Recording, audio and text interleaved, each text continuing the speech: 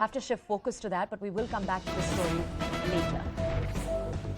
This story, the next one, is coming to you from Karnataka. We're learning that the BJP Yuva Morcha, or the BJP youth wing worker, he was hacked to death with lethal weapons by unidentified people on a bike. This took place in Bellare in Dakshina Kannada. This took place, according to reports, late last night. Now, according to reports, the severely injured victim was then admitted to a hospital. He was declared dead at night. We're learning that this incident has led to quite a bit of unrest in the area. Police have already registered a case. The unrest that we're talking about is Hindu organization members that late last night started protesting. And those are the visuals we're playing out for you right now in your screen. These protests were taking place in front of the district collector's office. There was a demand for justice. Now, that's exactly what's taken place so far. We'll continue to bring you more updates on the entire situation. What we also know here is that the DG IGP Praveen Nettaru had sent notice to the Dakshina Kannada District SP to enforce Section 144 across the entire area. Now, my colleague Ritu is with us live right now from Bengaluru to bring us more context. Ritu, thank you so much for joining us this morning. Ritu, two questions for you. A, could you give our audiences more context on the incident itself? But then B, the more important question, Ritu, do we have any indication if this murder was a retaliation for anything else or if it was political enmity? Do we have any leads from the police yet? Yes, to answer your first question, this whole incident took place yesterday at around 8:30 to 9. As what we are learning is that when this Yuva Morcha, in fact, the youth named Praveen Nettaru was, heading back home from his shop that he was owning a poultry shop, and he was, closing the shutter and was heading back to home. And that's when you see the people on the motorcycle coming, and then there he was been hacked to the death. So that's first thing that had happened over there. And then later point, he was been rushed to the hospital where the doctors had to immediately in fact take the treatment, and while he was undergoing the treatment he was later point scummed, and then you see he in fact, because of the severe injuries, was being declared dead as well because of the overflow of blood from his head especially. So there that happens, and then later point most of the Hindu organizations, all activists reached to the district collector's office. More set of a group of people at the district collector office, and then the another set of people are here at the hospital where they started sloganeering and then protesting as well, demanding for the justice. And they also were demanding the district collector to immediately visit the hospital and speak to the family members, which he did do that later point. But of course, this is the shocking incident that has come in from the Mangalore district. But this is not just one incident that we are getting to see, but remember in 2017 as well there was a similar situation that we witnessed from the Mangalore district itself. And also what we are knowing right now is also that on in the July month as well, there was another incident that the Mangalore has witnessed. But now to answer your second question, what exactly had happened, what was it, the why murdered in fact. So this is something that the police saying that will come out in the investigation. Right now the speculations are not the way to understand this situation, but as the investigation is on, they will understand exactly these guys were Ritu, if I could request you to stay with us. We have S. Prakash from the BJP with us this morning. Sir, a horrific incident, of course, taking place late last night in Karnataka. What we're also sharing with our audiences, though, is that the police is saying it is too early to ascertain a cause for this entire incident. So what is your first reaction? It's very unfortunate. A young man has been brutally murdered in the Dakshina Kannada district. The police certainly has to find out the motive behind this heinous crime, and those who are responsible must be brought to the book at the earliest, and they should be punished. Extending the investigation and the case going on forever would not bring the justice to the deceased. I am sure the government will take very serious note of it, and the law and order will be maintained, and the need of the hour is to maintain the peace there. Sir, I want to understand from you, we're sharing with our audience that unrest prevailed right after the incident took place. Huge crowds gathered outside the police station. Now, since he was a BJP Yuva Morcha member, I want to ask you, sir, since you are from the BJP, is there a sentiment within the BJP that this was a retaliatory killing or a political killing, or is the BJP Yuva Morcha also waiting for the police to confirm what the cause could have been? No, this is no doubt a political killing. At the outset, it is very evident. The person who is deceased was married just 2 months back. so unfortunate. Our political Yuva Morcha activist has been brutally murdered. And naturally, the youth will get agitated and they demand justice, quicker justice for the deceased.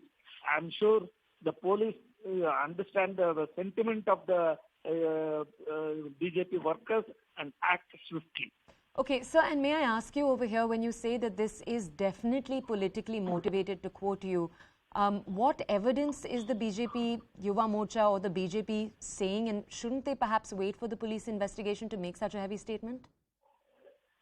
No, what they feel, they are expressing it. Let the police investigate and find out the true true cause behind this murder. Sure, but that then doesn't mean the youth wing activists should remain silent sure, over the incident. Sure, but they sir, definitely express their anguish. Sir, but then when you are saying it is definitely politically motivated, again to quote you, what evidence are you using to say that?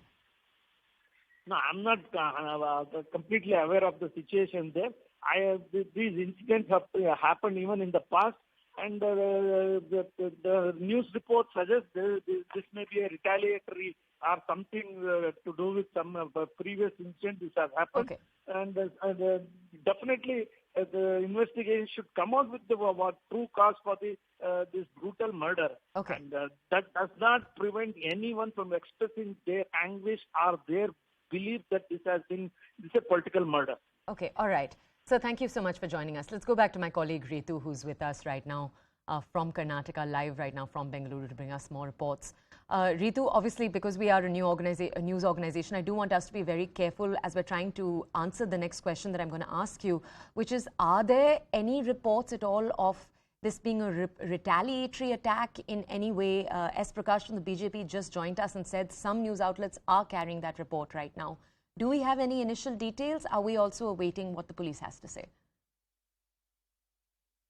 Yes. Now, first thing that the police what is saying us is that the investigation has already started in it, but in a speculation is not the right way to understand this whole incident, because remember the Mangalore district, the Mangalore especially, and whole of Dakshina Kannada district especially has been seen as a very sensitive district which has always witnessed some sort of the communal violence time and again. So in a way, we have seen a lot of twists and turns happening just in a day or in a couple of months as well. So with all this, now the police sources, what they are saying is that the investigation is on, and speculating and to understand this whole incident would be incorrect, and that because if they will have to understand first of all like who these people were who had come on the motorcycle while he was shutting down and his shop and was heading back home. Was there some sort of a enmity previously with his personal life, or that for that matter, that since he was also working for the BJP Yuva Morcha and was often seen in all the incidents, all the celebrations, or for that matter, the programs that were been taking place in the district. So he was often seen with the senior leaders as well as the other political leaders as well in the Mangalore, and he has been been continuously active with all these kind of activities. So the police in fact have to investigate this first to understand whether there was a personal enmity that led to this incident, or was there something apart from the personal enmity, so which will of course come out after the investigation only. But for right now, what the focus is to understand is like who these motorists were, and what was exactly in and around the situation when this whole incident took place is what something that the police sources are saying us. Ritu, if I could request that you stay with us. We also have the JDS's Tanveer Ahmed with us right now. Sir, thank you so much for joining us this morning on CNN News 18. Sir, this incident has taken place. We are still awaiting the police reaction, but how has the JDS in the area reacted to it, sir? Do tell us. Firstly, it is a very, very sad incident. Any life, it should definitely not be going away this way. There are two aspects to it. One is absolutely to understand the law and order situation here in Karnataka has absolutely gone haywire. What happened in Mangalore yesterday, 3 days back, in a pub, is one incident which really shows that the goons are absolutely not scared to take weapons, to destroy, to even to stoop to this level. But we definitely need to know that was there any political angle to it, or was it two individuals fighting? So JDS really feels sad for the family, and we want to appeal to the Honorable Home Minister as well as to the Chief Minister that Karnataka is absolutely in a bad condition. The entire world is watching Bangalore. The entire world is watching Karnataka. You can't really have law and order situation so bad. It has never been and it will never be. Right now, the election is absolutely about a year, less than a year. Chief Minister and Home Minister need to really pull their sleeves and book people who are of this stature and this mindset and take stringent action against them. Okay. Tanveer Ahmed, thank you so much for joining us. Thank you for sharing us the JDS's reaction. Just for our audiences, as you might know, JDS is one of the big parties in Karnataka, apart from the BJP and, of course, the Congress. Right now, we're heading into a short break. We'll track this story on the other side, but we're also going to return with more of the country's top stories. So we'll see you in just a few minutes.